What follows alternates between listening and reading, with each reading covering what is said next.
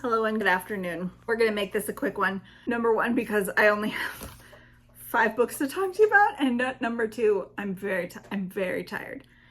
I really need to get better about doing this on Sunday, but just for a variety of reasons, I could not do that. So we're gonna do it tonight, which is a Monday night. This is actually day 24 of my 30 books in 30 days challenge, and I read 21 books.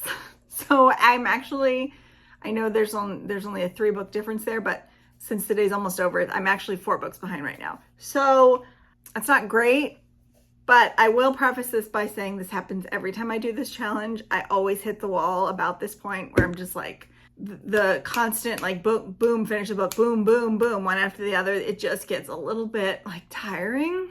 And the thing about, like, I know I read 35 books last month and it was really easy for me to do that, but it was because I was mood reading. I was like picking up books. Well, half the books I read were in a set TBR and half of them were I was mood reading. So this is all just straight. Ashley from 4 months ago picked these books and put them in a row. And now Ashley from now is having some issues.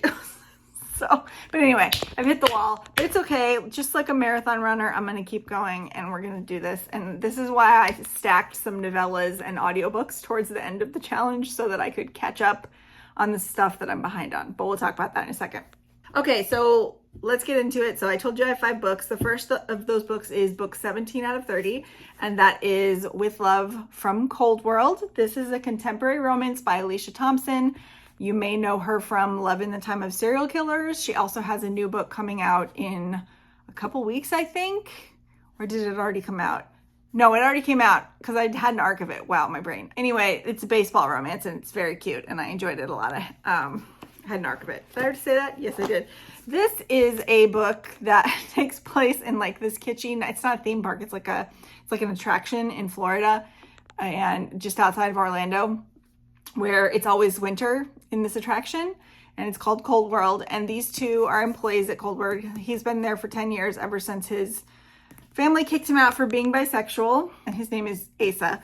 And then she is Lauren, and she was a foster child, and she has some, issues with that, with love and commitment and all that stuff because of that. I also read her a little bit as neurodivergent, but that was never something that actually came up in the text. So we're just going to move past it. But anyway, these two are sort of like work enemies. They don't get along with each other. And he's always teasing her, but what he says really hurts her feelings. And she's always like stepping on stuff that he finds important. And anyway, they've just disliked each other for almost 3 years now. But now they have to work on a project together to try to save Cold World because Cold World is no longer making any money. So their boss says, hey, I need you guys to come up with some ideas to update Cold World because we need to make more money. While they're doing that, they of course fall in love. And this was just a really sweet romance. I really enjoyed them getting to know each other and having their opinions of each other like turned on their heads because they both have ideas of who the other one is beforehand that are not right. And there was lots of found family stuff in here. And I just found it really pleasing and I gave it 4 stars. So highly recommend. Next up is, actually I did this on audiobook, but I have a hard copy, and that's Only Human by Sylvain Neuvel. I was really disappointed in this. This is the 3rd book in the Themis files, and I will put the American cover up here. So this is a full cast audiobook. I actually I read the first book of this ages ago, like when it first came out in 2014 or whenever it came out. And I really enjoyed it at the time. And then I waited so long to read book 2 that I'd completely forgotten what book 1 was about. So I had to reread it this year in prep to finally finish the series. And I did the audio, which I really liked. It was a full cast audio. I really liked the voice actors. And then I physically read book 2 because the library hold didn't come in on time. It's fine. And then I did audio again for this one because this is a mass market, which I thought this was supposed to be a trade, but I accidentally ordered the wrong one. And anyway, I'm getting rid of the series anyway because I didn't like how it ended. And I don't think I'll ever read it again. And if I do, I'll do it by audio. But anyway, I did the audio. But I think something happened in between. Maybe it happened after book 1 or maybe it happened after book 2, but the audio quality just really went downhill. They picked some really weird voice actors. They changed the voice actor for a major character, maybe even 2. I'd have to look it up, but 2 of the characters didn't sound the same. And then one of the main like POV characters, the two characters that it concentrates on the most are, well, there's three actually. Rose Franklin, who kicked the whole thing off. And then there's Vincent Couture, who's one of the pilots of the robot Themis. I'm not going to tell you guys what this book is about. It's fine. It's too much. There's a big robot that kills people and aliens come to Earth and there's chaos politically and otherwise. And then Vincent and Kara, who is another character, their daughter Ava was 10 years old in the last book and now she is 19 and she is one of the most annoying characters I've ever read in my entire life. I don't usually get annoyed at characters that you're not supposed to get annoyed at. But the combination of her actions in this book, which were extremely bratty and annoying, and the voice actor really just killed that character. Every time she was narrating, I wanted to DNF the book. Every time. So they made the inexplicable... First of all, the little girl was raised in Cuba. This character, Ava Reyes, even though her parents are Canadian and American, and they're both very white. But she was raised by Cuban foster parents, so she should have a Cuban accent, and yet somehow they picked a voice actor that sounds like she is Rosie Perez's twin. How did this little girl get a New Jersey / Brooklyn / I'm not sure what exactly the accent is? I have no idea, but it was incredibly irritating, especially since she didn't even sound like a little girl or a teenager. Sounded like a 40-year-old woman. I was just picturing Rosie Perez. I love Rosie Perez, by the way, in the right context, like when she's being Rosie Perez, but it didn't fit.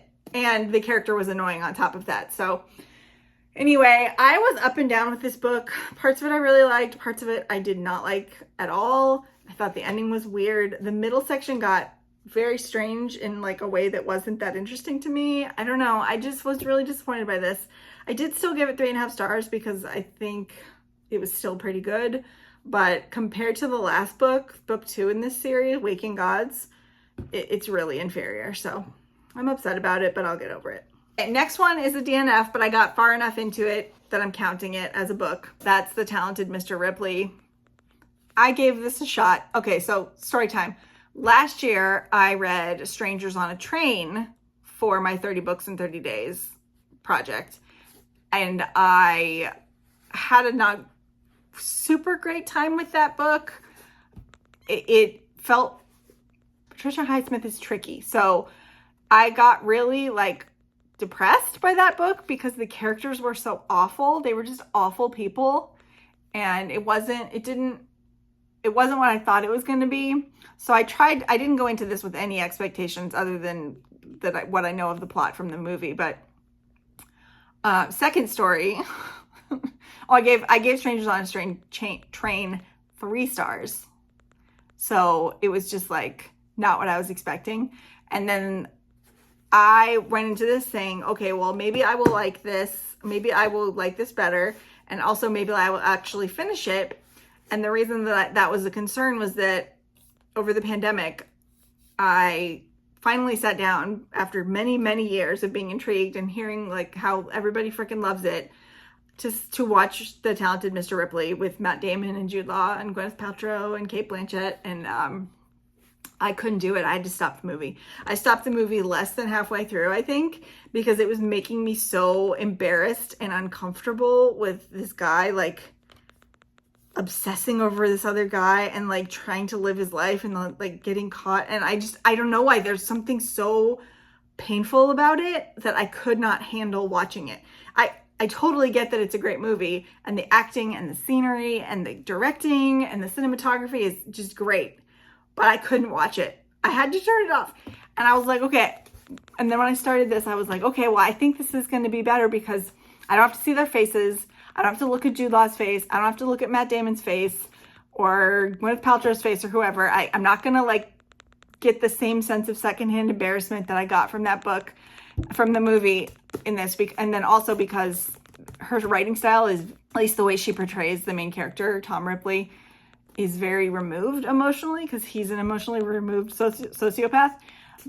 But then when I started getting to the parts where he was obsessing over Dickie and like wearing his clothes and practicing his mannerisms. And like, I just couldn't do it. I had to stop again. I made it though to the middle of the book where a certain thing happens to Dickie. Now, for those of you who don't know what this is about and who haven't seen the movie, it's about a guy named Tom Ripley who's a young 20-something, and he runs into, actually he's stalked by this Richard Greenleaf, Dickie Greenleaf's parents in New York, because they think that he's close friends with Dickie and they want him to go to Europe and convince Dickie to come home because he's been in Italy for 2 years being a painter and living his life. And they're not happy with him doing that. They want him to come home and run his father's business. So they actually pay Tom to go to Europe, and they give him like a spending budget, and they pay for his tickets and everything. And they're like, we need you to convince him to come home. But as soon as he gets there, his need for the admiration of these people, because he was really into like pretending to be their son at first, like in his own mind, his need for their admiration and approval like starts to wane as soon as he gets obsessed with Dickie himself. And then from there, it's like identity theft, murder, mistaken identity, more murder. So anyway, but yeah, I had to look up the summary after because I couldn't do it. I couldn't do it anymore. I could not watch it happen. I'm fine knowing what happened, but I could not watch it happen. So I actually don't know if I'm going to keep this. I like this cover, but I don't know. I don't know. I tried to find the audiobook somewhere except Audible, and you can't, or at least I couldn't. So I ended up doing the paper copy, and I think that might have been a mistake. Although I might have gotten just as embarrassed in audio. It's not even embarrassment. It's like agony. I feel like somebody's peeling back my skin and then like poking it with something sharp or I don't even know. It's like an emotional sticking your finger with a paper cut in it into lemonade. I can't explain it. DNF. I didn't rate it. Okay, next up, that was so With Love from Cold World was book 17, Only Human was book 18, and then Talented Mr. Ripley was book 19. So then 20 is The Last Murder at the End of the World by Stuart Turton. Stuart Turton is turning out to be one of my favorite mystery authors. A lot of people have not been enjoying this book, which I sort of understand. But I think they're going into it with the wrong expectations, and I think the marketing is trying to make this book happen, and it's not getting to the right audience necessarily, or it's creating expectations that aren't going to be met by the book itself. But if you like slow burn, puzzling whodunits, Stuart Turton might be for you. So this is actually my least favorite of the 3 books that I've read by him. If I had to rank them, I would say this is number 3, and then number 2 would be The 7.5 Deaths of Evelyn Hardcastle, and then number 1 would be The Devil in the Dark Water, which is a 5-star read for me. This book, and he does something different every time. Like, he always writes mysteries because he loves mysteries, but this one is about like a post-apocalyptic dystopian world where this fog has enveloped the world and killed everyone but these 122 people left on this Greek island that was owned by somebody who was a billionaire when the world was functioning. And for almost 100 years, people have been on this island. And so when you get there, we see things and stuff isn't quite right. And then one of the leaders of the island dies. She's a scientist, and they suddenly have 107 hours. I don't think that's quite right. We start at 107 hours before the end of the world, but by the time the murder actually happens and they realize they have to solve it, it's less than that. But anyway, not important. So one of the main character of this novel is a woman called Emery, and she's never quite fit in this island society where everyone has to be of use, and she has not ever found a way that she could be of use in something that felt good to her and natural, and like that she could actually help people. And now that there's been a murder, she finds her calling. She is a detective. And it's just that because the society has no violence and nobody's ever murdered anyone, she's never had anything to do. Nobody steals things. They live communally. She's never had anything to detect. And now she does. And it's unlike any murder mystery you'll ever read. Like, the clues they're finding are simultaneously illuminating the world, because there's a mystery for the characters, which is who killed Niema, this scientist who's their leader, and then there's a mystery for us, which is what the fuck is this island? And then eventually those two things coincide because then the characters are like, what the fuck is this island? So it's pretty cool and I enjoyed it. If you haven't already, if you are planning on buying it, I don't normally do this because normally it doesn't matter at all. Like the extras they put inside of special editions are usually like, who cares?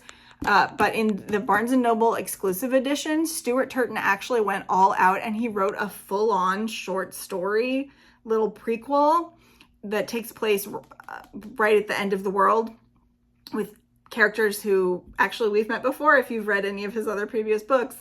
And it is a murder mystery. So there's like a murder mystery short story tacked on to the end of this book. And it's like 20 or 30 pages. So it's not like this little essay or a list of songs or whatever they normally put into these editions if they give you extra content. It's actual amazing extra content and I loved it. It was good. It was so good. I'm so glad that I got this version. Anyway, so I gave this 4 stars. Again, not my favorite, but I had a really good time with the puzzle aspect of it and I liked the characters.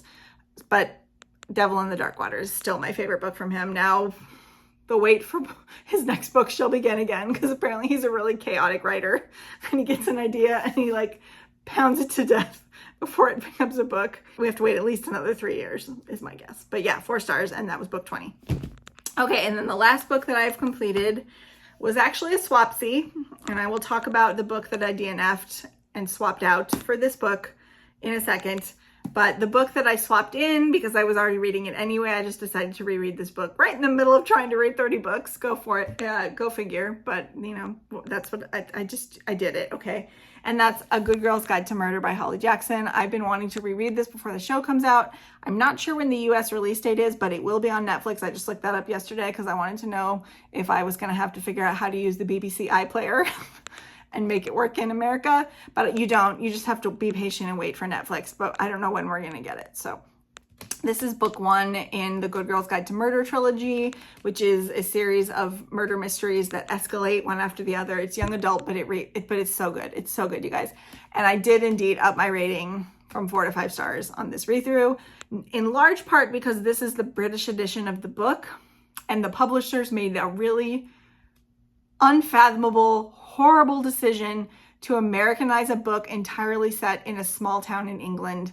And they did a terrible job because there's just some things that don't translate, and they had to cut dialogue, they had to cut phrases. Like it's just it's just butchered, the American version. And I could tell, which is why I gave it 4 stars. This is a whole book as the author meant it. Like, do they think that young people don't know that England exists? Do they think that young people don't know how to read books set in another country? It's really not that difficult. Whatever. Anyway, I loved this. I gave it 5 stars. Even if you don't read YA, if you like murder mysteries, especially ones with great characters, the characters in this are really what elevate it to the next level, although the mystery is really twisty and turny too. And this actually, in hindsight, having read all of them, this is my least favorite book in the series because they keep upping the stakes as they go emotionally. And stuff that happens in this book directly affects the characters in books 2 and 3 and their emotional arcs. So it's really satisfying and I really like it a lot. So yeah, I gave this 5 stars. So yeah, so that's it. That's all I have for you that I finished. So a book 21 out of 30. I have 6 days to read 9 books. Okay, but that's false because I'm like halfway through, 30% of the way through, you know, like 4 different books. And then I'm also, like I said, I stacked it at the end so that some really tiny novellas and audiobook that I'm already reading and stuff are at the end so I can finish these ones up. Okay, so let me show you the ones that I'm working on right now. The first one that I started, I don't have the cover. I don't know where the cover went. This is Daphne. I'll pop it up here. So I'm still reading this. I know last time I said I needed to just pick it up and do it. Well, I didn't do that. So I need to do that sometime before the end of the month, obviously, and finish it because it's really short and I can do it. But I just haven't done it yet. So I'm still in the middle, actually like 30 pages into Daphne. I'm really not far. And then the second one, which I'm having a bit of a hard time with, but I'm going to keep giving it a shot. But I'm really upset because I think I might have to DNF it. But I'm only 30 pages into this, so I feel like there's still time for me to like it. And that's Silent Key by Laurel Hightower. I just love this cover. That's why I want the book to be amazing. But so far I'm not really gelling with the writing style. I don't know. We'll see. Like I said, it's really early. I'm only like this far, which is like, that's so early. I've had books recover after that. But yeah, it's like a thriller horror. And it's not what I thought it was going to be so far, but more about that next week. And then the last physical book that I'm reading right now and that I'm in the middle of, I started it about a week ago and I'm doing several stories a day. Hopefully I can do that by the 30th. And that's The Lottery and Other Stories by Shirley Jackson. And so far, this is a really, really great collection of stories. I'm not even a short story person, but these are good. They're short and they're eerie and they're unsettling and they're funny. So she was such a great writer. Like I did read The Haunting of Hill House last year and I liked it, but I didn't see the specialness. It didn't like quite hit me the way it hits other people. But this is making me see that she was a really special writer. So I can't wait to finish that. Those are the 3 physical books I'm currently reading. And then I'm currently about a third of the way through The Shadow of What Was Lost by James Islington, which this was his debut. And you can very much tell he does that thing that fantasy authors and other authors sometimes do, where for their first outing, they have to like imitate their favorite things and they have to, pay homage. But it's got lots of flavors of Wheel of Time. It's got a wall like Game of Thrones and some other stuff. It's just got elements that just you can tell, and it's hard to explain why you can tell, but you can just tell that he wanted to use those elements because he's a fan. And I know that he's said that he has a huge Brandon Sanderson, Robert Jordan are huge influences on him, and you can absolutely tell. All this to say is I read his second series, the first book in his second series, The Will of the Many, last year, and he is so leveled up as a writer. This is good. I feel like I'm going to give it 4 stars unless something changes. It might, the ending might really whack me over the head. But like The Will of the Many is just like, whoa, he leveled up. So anyway, I'm having a good time. We'll talk more about it next week, but I can recommend this series, at least so far. And Michael Kramer, who's one of my favorite audiobook narrators, does the audio. Okay, so that's what I'm currently reading for the 30 books in 30 days. And then I'm still reading Waysider by KJ Sutton. Still have only read the prologue. I don't actually know if I'm going to finish this before the end of the month. I hope that I do, because I would like to. That's what I wanted to finish it in June when the author sent me the book. She sent it to me after the prologue, after the publication date. So I was never going to be able to finish it in time, but I do want to finish it before the month is over.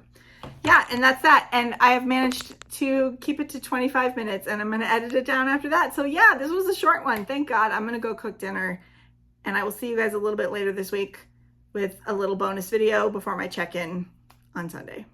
Farewell.